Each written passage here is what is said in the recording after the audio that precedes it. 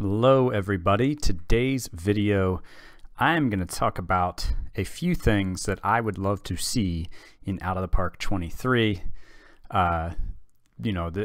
In thinking through what I would like to see in the game, I try to keep it realistic, right? Not something that would be a total redesign of the game.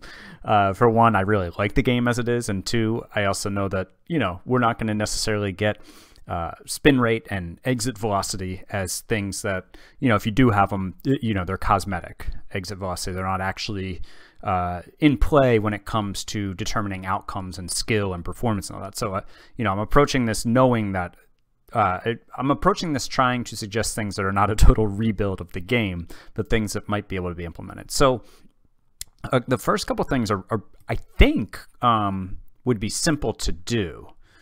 But of course, I don't know if they're actually simple. So the first, and I mentioned this, I think, in my Out of the Park 22 wish list as well. The first is on the trade screen. So here I'm in a trade, I'm the Orioles and attempting to make a trade with the Royals. And he says their side is still considering my proposal. So say I want to hit the Make This Work Now button and get a list of players that they would take to complete this trade. And you can see it's a really long list. And the list is not always this long, but sometimes you'll get a long list. And I certainly don't know my organization well to know off the top of my head everything about all these players as I'm looking at them. So I will click on them as I go down the list. So say I just want to be like, all right, this 19-year-old reliever, let's take a look at this dude and consider adding him to the deal. And you take a look at him, decide whether you want to add him to the deal, and then you click back to the trade screen and the Make This Work Now list is gone. So you have to hit it again, and then you have to go down, find where you were on the list. It's a small thing.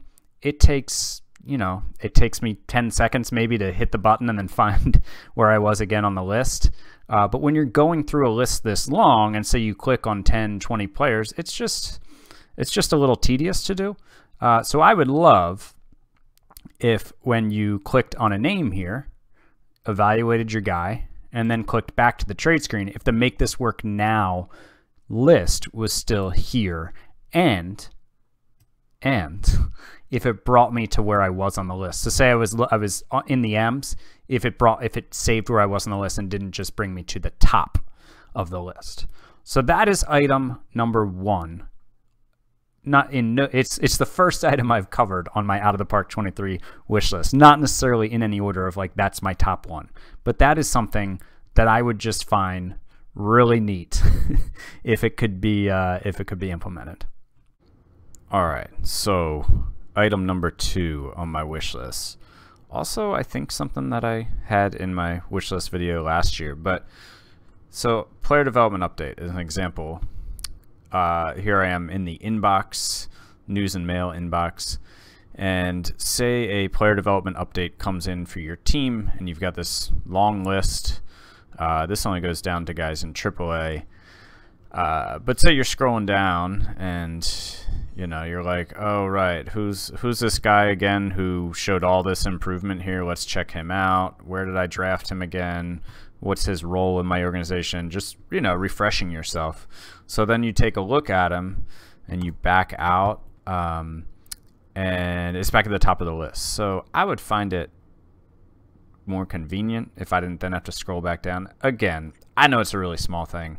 I don't mean to sound like I'm complaining. Certainly not my intention in this video. More just making suggestions. But I would find it less tedious, again, if it would just, stay where I was. If I went down and scrolled, clicked on Mason McCoy, and then clicked back, and then it's back at the top of the list. So, again, pretty similar to the last one. But that is the second item on my Out of the Park wish list. All right, so the third and final thing that I wanted to add to my Out of the Park 23 wish list has to do with some stats. So we're going to take a look, for example, here at noted Orioles legend, Dylan Cease, and go to his pitching stats page. And here we are under extended pitching stats 1. And you'll see there's a GO percentage, which is ground out percentage. And you know, I think ground ball, fly ball, and line drive data would be excellent to have.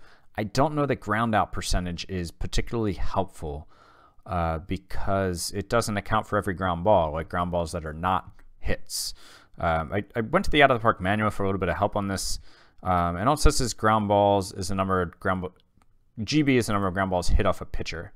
Now, if that's what it's telling us, if GO percentage is actually GB percentage, that would be cool. That would be good to know, and it would be helpful if it's not just cosmetic numbers. And by cosmetic, I mean, does it affect the gameplay? Like, you know, if you look at differences between outcomes in real life baseball and line drive, fly balls, and ground outs, or ground balls, I'm sorry, there's significant difference. You know, you can look at players who have completely changed their game by hitting balls on the ground less. Hello, you know, Marlin Christian Yelich versus Milwaukee Brewer Christian Yelich, right? Like, he was awesome. He was good with the Marlins, and then he just started hitting the ball in the air a ton more, and you know, became an MVP caliber player. So there's a huge difference between your outcomes on ground balls, line drives, and fly balls. So my question is, one, is this cosmetic? Meaning, I think I started to say this earlier and then got sidetracked with the Yelich thing. So like in Out of the Park, exit velocity doesn't really matter. Like, it's a stat that's there, but it's not actually built into the game engine to be tied into the outcome of a play. So you can have, you know, like an 88-mile-per-hour home run happen because the exit velocity, again, doesn't really matter. It's just a thing that's there that doesn't actually factor into the result of the play as it does when a real ball is hit, right? Which is understandable and fine. Like, I think it would probably take an insane amount of just reprogramming the entire game to work exit velocity and launch angle and spin rate and all that in. I'm definitely not asking for that. But if the game does have the capability of tracking ground balls and possibly line drives and fly balls, and it is built into the outcomes and not just a cosmetic thing, I would love to have ground ball, line drive, and fly ball percentages on pitchers and hitters. Because I think, you know, before StatCast came out in, I think it was 2015, that was, looking at ground ball, line drive, fly ball percentage was a really good way to contextualize things like home run rate, BABIP, things like that. And it was a good way to tell what type of hitter, which pitchers and hitters were due for negative or positive regression. You know, if a guy had one of the best line drive rates in the league, but one of the lowest BABIPs in the league, you knew that guy was probably due for some really good luck on balls in play coming his way, and he was probably had some really poor luck so far that season. So that's an example of how it could help you. You know, assuming we have fly ball data, then we can also have home run to fly ball ratios for pitchers, which can help us understand home run rates better and how much of it is luck driven versus just being bad or being good, depending on how good your home runs per nine is. So again, I'm not sure. You know, I poked around some in the manual and things like that to try to find the answer to that, but I'm not sure if this is actually tied to outcomes or if it's just cosmetic, the ground out percentage. And if it is actually tied to outcomes, I would love to have ground ball percentage instead of ground out, and then also tie in line drive and fly ball percentage. That's probably pie in the sky. I would imagine it would probably take an insane amount of work. But if this is already kind of there, I wonder how hard, or, you know, not how hard, because I'm sure it'd be hard, how realistic it would be to include that at some point in the game, because I think it would be a major leap forward in terms of being able to evaluate players as a general manager. So those are the three things that I wanted to cover on my wish list. And, you know, I did want to just kind of drive home the point that I hope this doesn't come across as complaining. Certainly not intended to intending to complain here. More just try to offer suggestions that I think would be cool as someone who plays this game a good bit.